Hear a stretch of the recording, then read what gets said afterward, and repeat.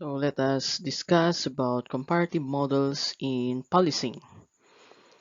This course covers the comparison of selected policing models and their relation with Interpol and United Nations bodies in the campaign against transnational crimes and in the promotion of world peace. Comparative models in policing is the process of determining the various police system theories and practices in law enforcement that have been compared in several studies under diverse circumstances. The goal is to test whether the theory and the practice of policing needs innovation to meet the demands of the present trends in crime fighting. So this could be a basis to improve the theories and practices of the police officers or the law enforcers in our country. There are three practical reasons why we should compare systems. One is to benefit from experience of others by means of studying the strategies, tactics that they use in their everyday activity, especially if they succeeded in that particular activity. To broaden our understanding of different cultures and approaches to problems, and to help us deal with many transnational crime problems that plague our world today. If we say transnational crime, we are referring to crimes committed across the borders, like, for example, drug trafficking and human trafficking. Why do we need to have innovative policing?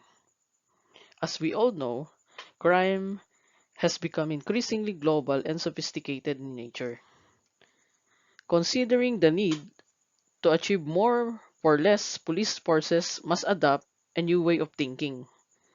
Whether better managing information to deliver improved investigative outcomes or using innovative technologies, processes, and insights to improve operational performances, policing organization need fresh, practical ideas to improve the services they provide while reducing the cost and reducing the commission of crime.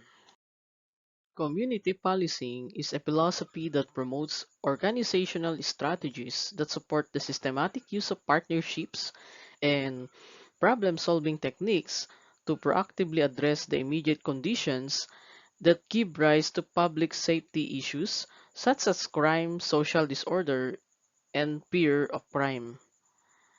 It requires police and citizens to join together as partners. Through innovative policing, community policing is now using Microsoft Access database. So this particular database is used to aid a manual dispatch with a computer-aided dispatch system or the CAD and upgrade outdated records management system or the RMS. The CAD system allows officers to immediately retrieve all dispatch call information. It also provides officers with timely access to crime and incident information. So these are examples under innovative policy. In community policy, we have this what we call SARA model. The SARA model is a decision-making model that incorporates analysis and research, tailoring solutions to specific problems, and most importantly, evaluating the effectiveness of those responses. The acronym SARA means scanning, analysis, response, and assessment. Scanning, okay, is used to find the problem. Analysis, okay, is also used to find the underlying reasons. Response, okay, uh, its purpose is to find methods to resolve the issues. And lastly, assessment. Okay, is used to check whether the methods work. In SARA model, scanning is the first step that requires police to recognize recurring issues and their respective outcomes within their communities. Police forces must then prioritize these issues and develop goals to resolve the issues at hand. Officers must then further examine problems within the larger issue. It includes identifying recurring problems of concern to the public and the police, identifying the consequences of the problem for the community and the police, prioritizing those problems, develop broad goals, confirming that the problem exists, determining how frequently the problem occurs and how long it has been taking place, and lastly, selecting problems for closer examination. Next, we have analysis. It is intended to analyze problem. The police needs to identify and understand the causes and entailments of an issue as well as collect data on the problem. Through research, the analysis step makes officers specify current responses to an issue, the scope of an issue, resources, and potential reasons for the issue's occurrence. Identifying and understanding the events and conditions that precede and accompany the problem. Identifying relevant data to be collected. Researching what is known about the problem type. Taking inventory of how the problem is currently addressed and the strengths and the limitations of the current response. Narrowing the scope of the problem as specifically as possible. Identifying a variety of resources that may be of assistance in developing a deeper understanding of the problem. And lastly, developing a working hypothesis about why the problem is occurring. Response. The response step enables police to use their research from the analysis step to brainstorm ideas for intervention. Select intervention options, outline plans and objectives, and implement proposed plans. This includes brainstorming for new interventions, searching for what other communities with similar problems have done, choosing among the alternative interventions, outlining a response plan, and identifying responsible parties, stating the specific objective for the response plan, and lastly, carrying out the planned activities. Assessment. It is the final step of the SARA model, which takes place after forces have tried to solve a problem.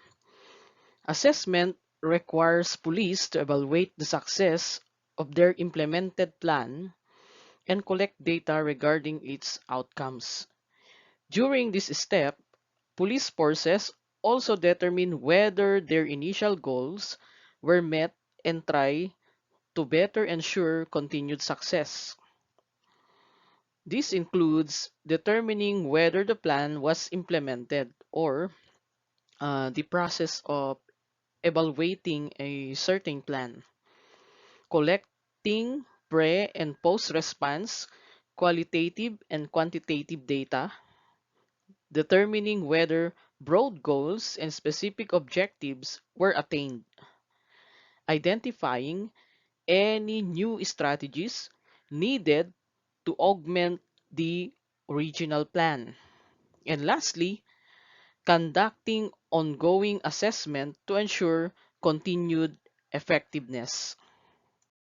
Broken window theory is a metaphor that describes small things matters, or the police should enforce the smallest laws so that they could prevent the large ones from being broken, or they should take uh, steps to deal with minor disorder acts, which could probably lead to other illegal activities. So it may happen that uh, unaddressed minor acts may lead or may flourish into a more serious crime.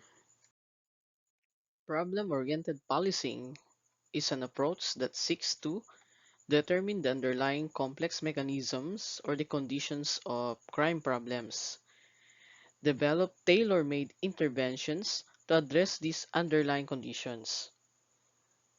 This policing places a high value on new responses that are preventive in nature, that are not dependent on the use of the criminal justice system, and that engage other public agencies, the community, and the private sector when their involvement has the same for the significantly contributing to the reduction of the problem.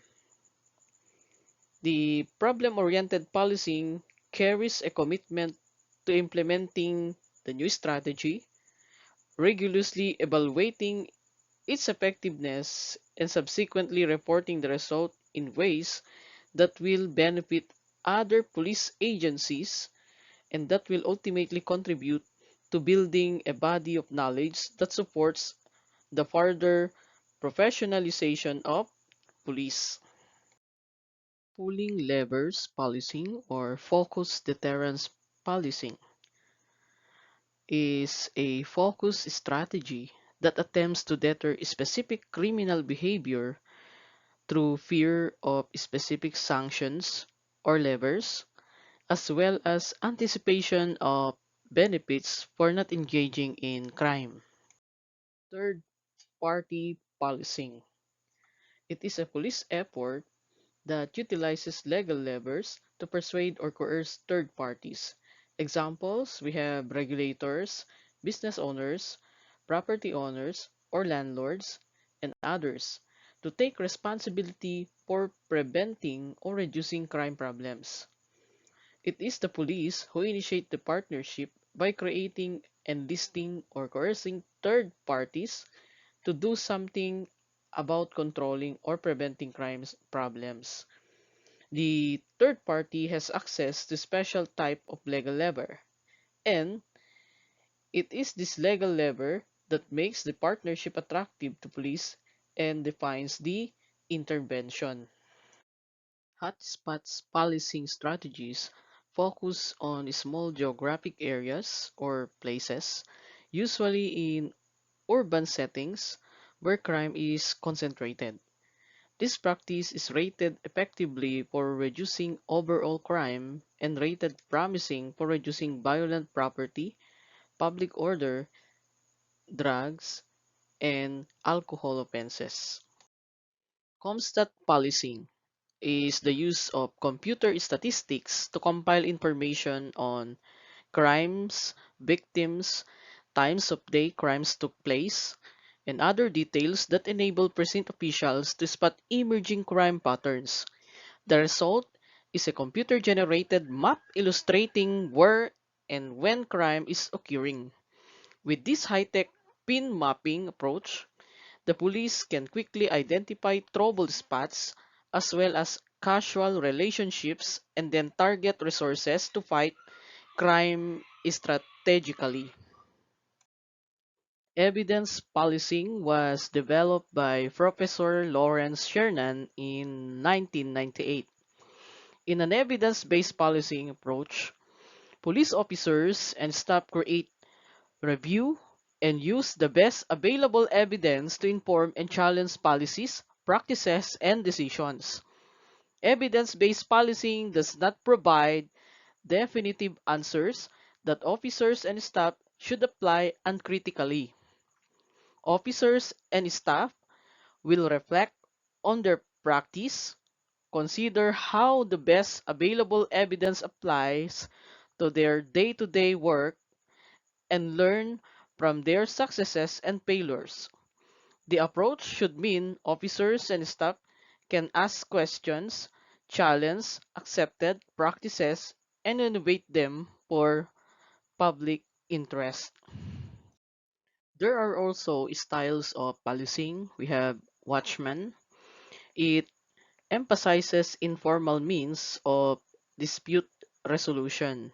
If we say dispute resolution, we are referring to the process of resolving conflict, like the system in conciliation, negotiation, and mediation. This style is marked by order maintenance, controlling illegal and disruptive behavior, and lastly, considerable use of discretion. We also have the service style of policing. The service style policing strive to meet community needs. They are concerned with helping rather than strictly enforcing the laws. They are more likely to supplement law enforcement activities with community resources. At present, it is known as the most popular. Next, we have legalistic style of policing. This style emphasizes aggressive crime fighting, an attempt to control officer behavior to a rule bound or by the book, or it is based on administrative approach. Types of police systems in the world. We have the common law system or the judge made. Rules emerge from individual decisions wherein judge seeks to resolve disputes, not to make rules governing future behavior. Civil law system, okay, it is commonly practiced in the continental of Europe and most of the rest of the world. So here the law is made by the legislative or the executive power. The socialist system is distinguished by procedures designed to rehabilitate or retrain people into fulfilling their responsibilities to the state. It is the ultimate expression of positive law designed to move the state forward towards the perfectibility of state and mankind. It is also primarily characterized by administrative law, where non-legal officials make most of the decision. Islamic systems derive all their procedures and practices from interpretation of the Quran. Islamic system is characterized by the absence of positive law or the use of law to move societies forward towards some progressive future, and are based more on the concept of natural justice, or crimes are considered acts of injustice that conflict with tradition. Next topic, we have the types of society. One, we have folk communal society, a type of society whereby has little codification of law, no specialization among police officers, and a system of punishment that just let things go for a while without attention until things become too much and then harsh, or known as the barbaric punishment. Urban commercial society has civil law, it has written standard and customs. Specialized police forces, some for religious offenses, others for enforcing the king's law. And punishment is inconsistent, sometimes harsh, sometimes lenient. Most of continental Europe developed along this path. Urban industrial society not only has codified laws or statutes that prohibit, but laws that prescribe good behavior. Police become specialized in how to handle property crimes, and the system of punishment is run on market principles of creating incentives and disincentives. England and the US followed this positive legal path. Bureaucratic society, a society which has a system of laws, police who tend to keep busy handling political crime and terrorism, and a system of punishment characterized by over-criminalization and overcrowding. There are also theories of comparative policing. Alertness to crime theory is that as the nation develops, people alertness to crime is heightened, so they report more crime to police and also demand the police to become more effective at solving crime problems. Opportunity theory is that along with higher standards of living, victims become more careless of their belongings and opportunities for committing crimes multiply. Economic or migration theory asserts that crime everywhere is the result of unrestrained migration and overpopulation in urban areas such as ghettos and slums. Demographic theory is based on the event when a greater number of children are being born. As these baby booms or grow up, delinquent subcultures develop out of the adolescent identity crisis. Deprivation theory holds that progress comes along with rising expectations. People at the bottom develop unrealistic expectations, while people at the top don't see themselves rising fast enough.